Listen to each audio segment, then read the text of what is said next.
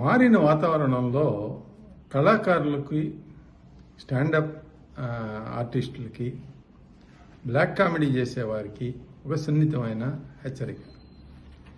యాక్చువల్గా ప్రస్తుత సామాజిక మరియు రాజకీయ పరిస్థితుల్లో మతపరమైన లేదా రాజకీయ నాయకులపై జోకులు వేయటం అనేది కత్తి మీద సాములాగా మారింది. ఇది నిజంగా కత్తి మీద సాము అనే చెప్పాలి.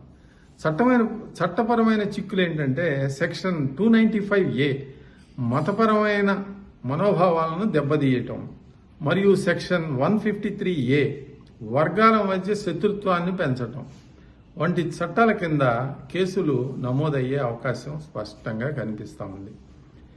స్వీయ నియంత్రణ వీటన్నిటికీ పరిష్కారం ఏంటంటే ఈ స్టాండప్ కామెడీ కానీ బ్లాక్ కామెడీ కానీ చేసుకునే వాళ్ళు స్వీయ నియంత్రణ పాటిస్తాం అన్ని విధాలా శ్రేయస్కరం.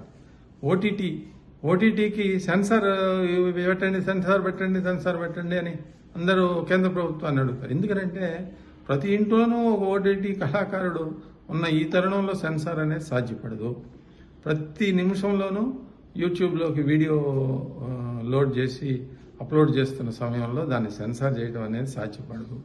అందుకని చెప్పి government of India self regulation అంటే మీ అంతటి మీరే మీరు పెట్టిన వీడియో ఎలాంటిది, సమాజానికి ఏ విధంగా కొన్ని సెక్షన్స్ పెట్టిందన్నమాట.